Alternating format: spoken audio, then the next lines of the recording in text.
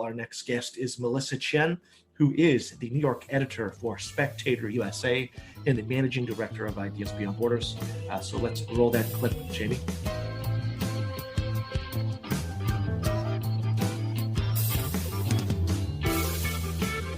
So we are here on Consumer Choice Radio with our next guest, Melissa Chen, the New York editor for Spectator USA and the managing director for Ideas Beyond Borders.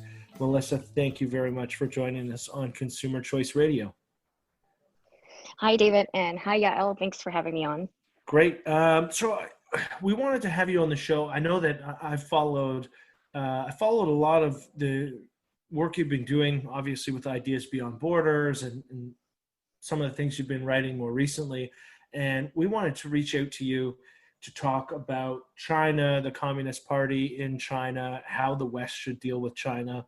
And right off the top, I want to hit you with this one, which is people who, I mean, Yaël and I's politics are not, are fairly open. We fall under like the classical liberal brand of politics. And one of the kind of mainstay mantras in that brand of politics is that free trade and open economic cooperation increases openness in the societies that we do business with. So with China, that free trade with China will essentially open them up. They'll become more democratic and ultimately more like us, for lack of a better word.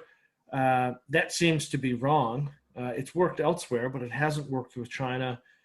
Curious to see what your insights are as to why that has not held true with the Chinese Communist Party and the way in which their society is progressing. That's, this is a really interesting question. I think, it's not just a libertarian position. It's really dominated, this idea has really dominated 2 generations of policymakers and government leaders, over the years. And in many ways, I think people, the consensus now is that it was wrong. I actually think the theory has not been actually disproven because it hasn't been done right.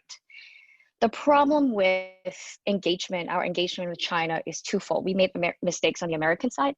On our end, I think we misunderstand or we kind of failed to really get at what China was doing, how China thinks, China's strategy. I'll give you a good example of this.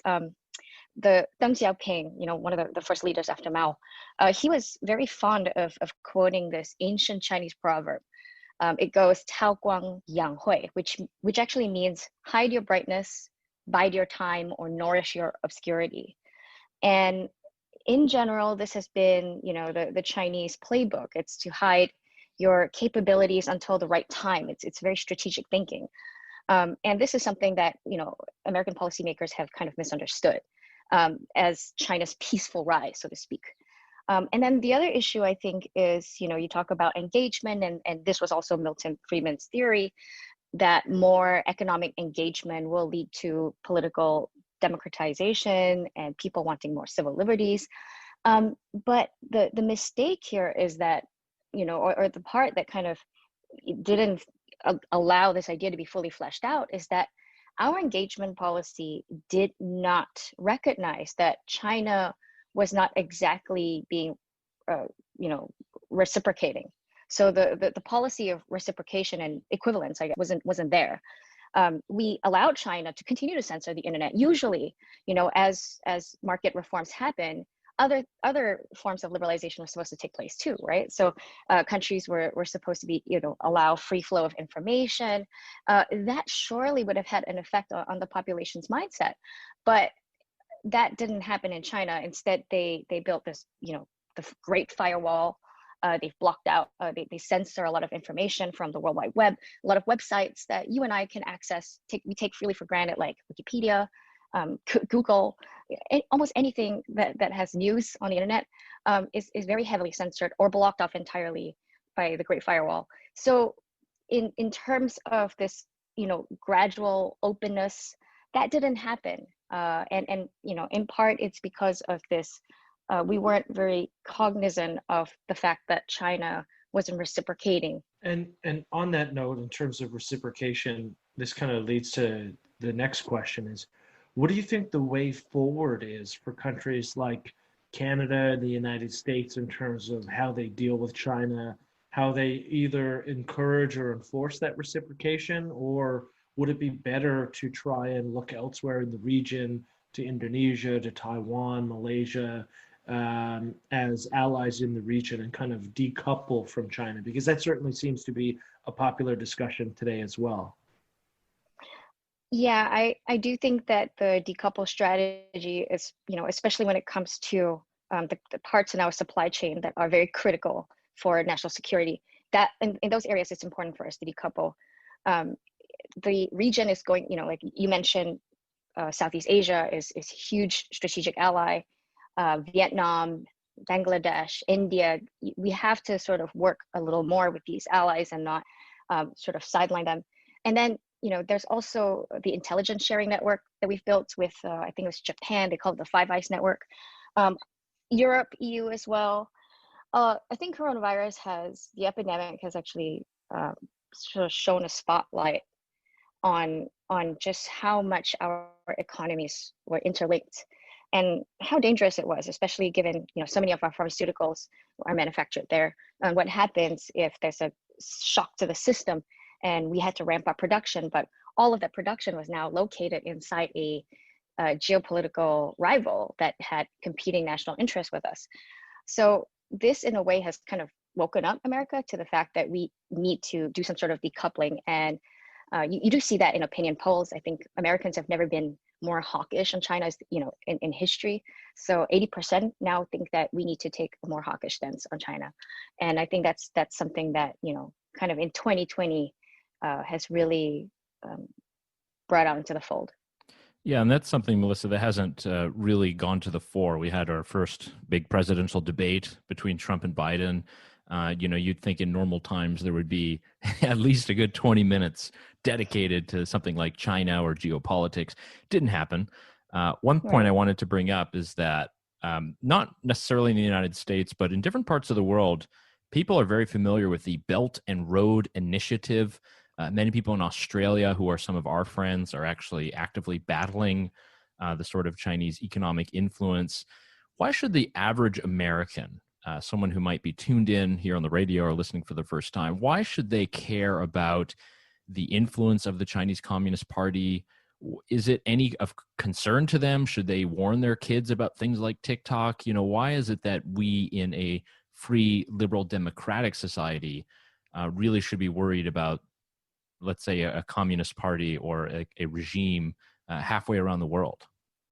Well, China's global ambitions, have been largely achieved, and this is very strategic because, militaristically, if China and the U.S. were to get a war, the U.S. is still, is seen as still having a bit more of an advantage there in terms of power, pure military might, and that's true also in terms of the economy. So China has had to use many different ways, more subversive ways to achieve global influence.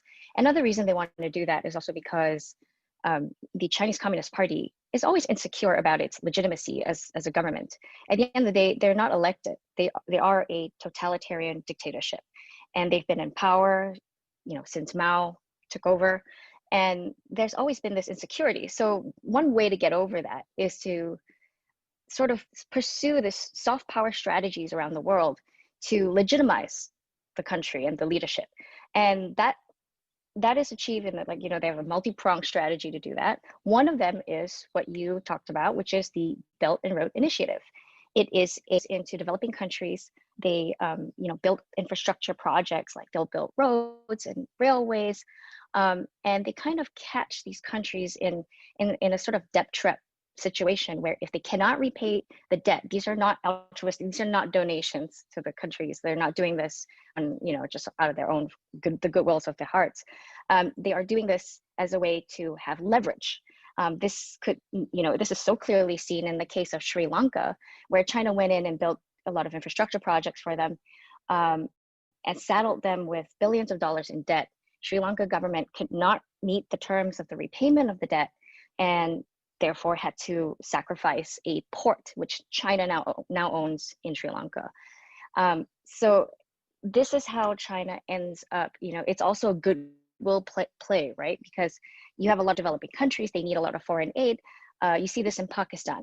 So you kind of win friends and influence through this game of this Belt and Road Initiative, and it's a very subversive way to do this. I mean, the issue for Americans is, in terms of global influence, how much influence does the US have compared to China when China is playing these games increasingly?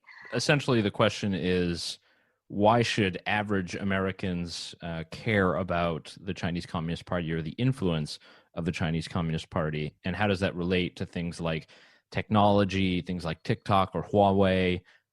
Everyone loves technology. Why should we care if things are either rubber stamped or controlled in some way by the CCP?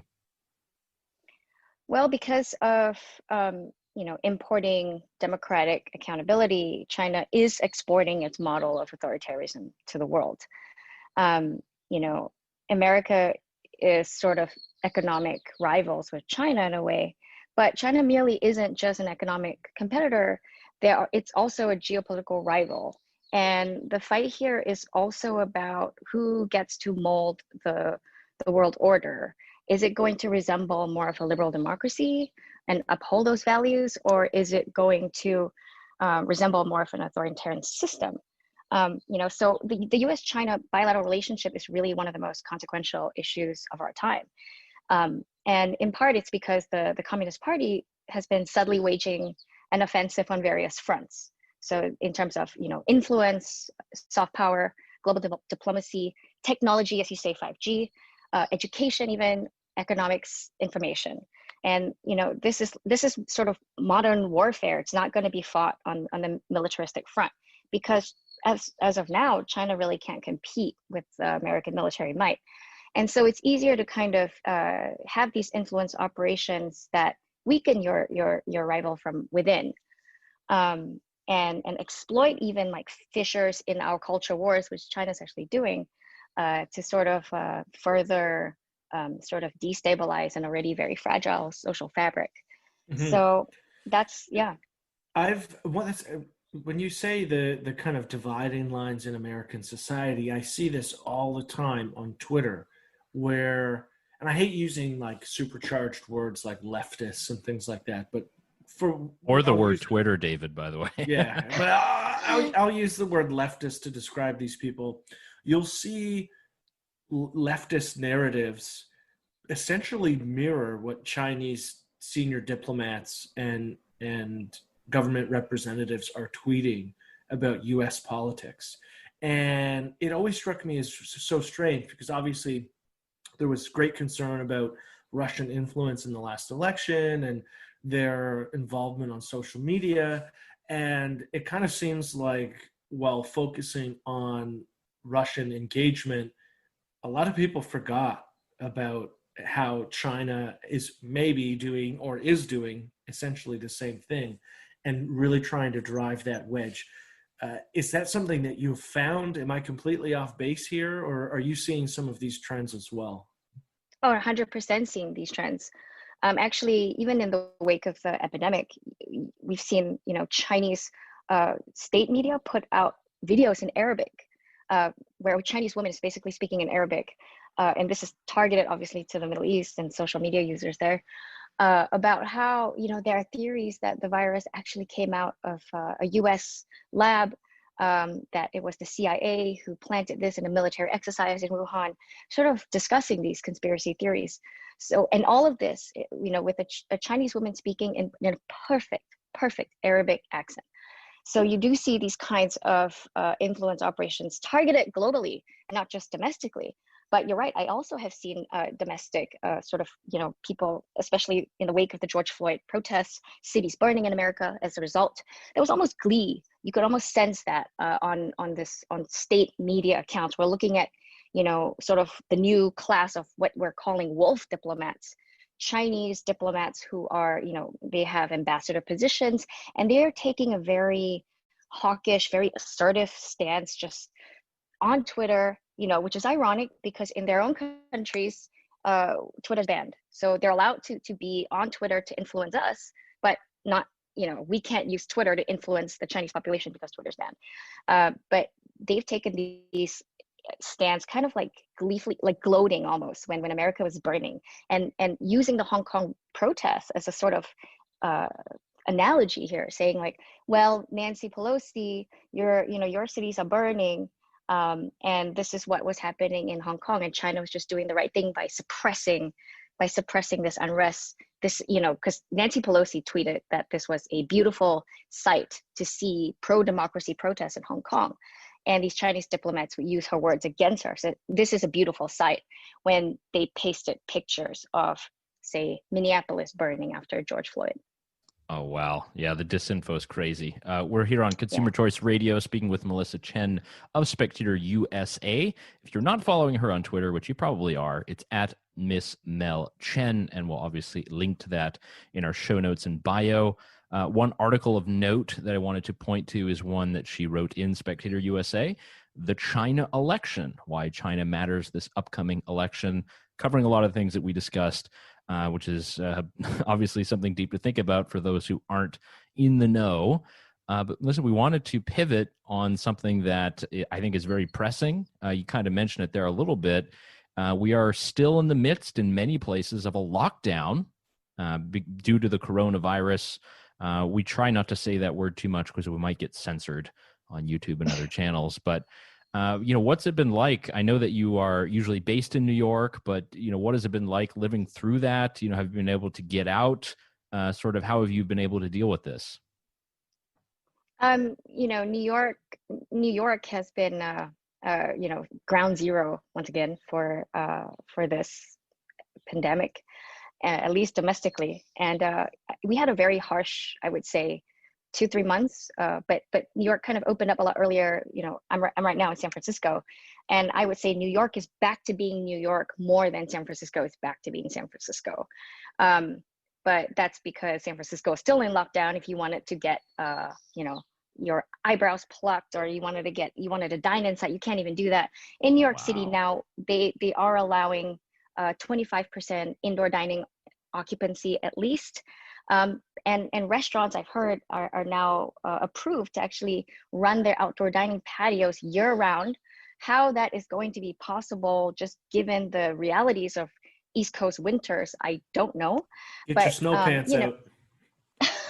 Just imagine, people are going to be dining, and there's going to be like snow falling and a lot of heaters maybe. I don't know how that's going to work, and whether or not people will want to do that in the first place. But it's New York has also been, I think I just saw a report today, 50% state audit said that, reported that 50% of bars and restaurants are not going to reopen. They're going to be permanently closed, which is not surprising because it is a city in which, the daytime population swells by 7 times because people come into work from all the 5 boroughs. And now that has changed with work from home. That swell of foot traffic is not going to happen in Manhattan. Everyone is just staying home. So the city feels, a lot emptier. I mean, to be fair to you, to New York, it actually kind of feels nicer, but that's just me. I hate crowds. Times Square is actually pleasant. With the problem also, unfortunately, is, there has been a rise in homelessness, in crime in general. I have the Citizens app, which I know libertarians are very concerned about. Oh no! But I do have the Citizens app on my phone, and every now and then I can see just how much of an uptick in crime there has been, even in just my neighborhood in Midtown. So life has changed a lot in New York City. Yeah, now you're toughing it out in. A lot of people are also leaving.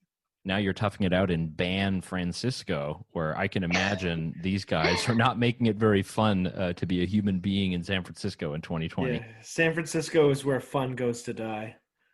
Correct. Yeah. I when I came here, I was, a little like wary of the fact that maybe I shouldn't pay attention to Twitter. Let me look at San Francisco with my own eyes. No, it is true. There is poop on the streets, and I can't tell if it's dog or human. Goodness.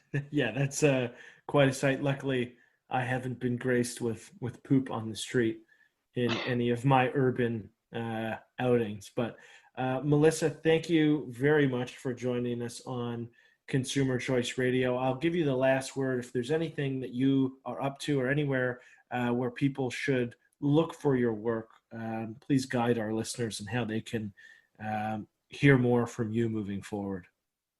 Okay, sure. Just read me on Spectator USA, or if you are interested more in the Ideas Beyond Borders work, we're just putting a lot of information out there in Arabic, in languages that people can access for free. So we digitize a lot of books. You can check out our library. It's all accessible through the website, ideasbeyondborders.org. Beautiful. Well, thank you again, and we'll have to have you on the show again sometime soon. Thank you so much, David and Yaël.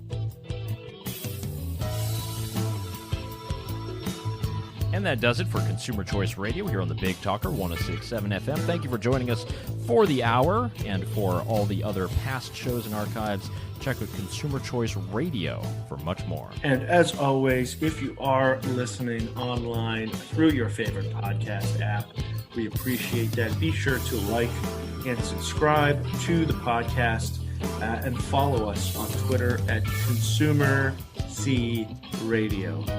Thanks again. Get your snow pants out.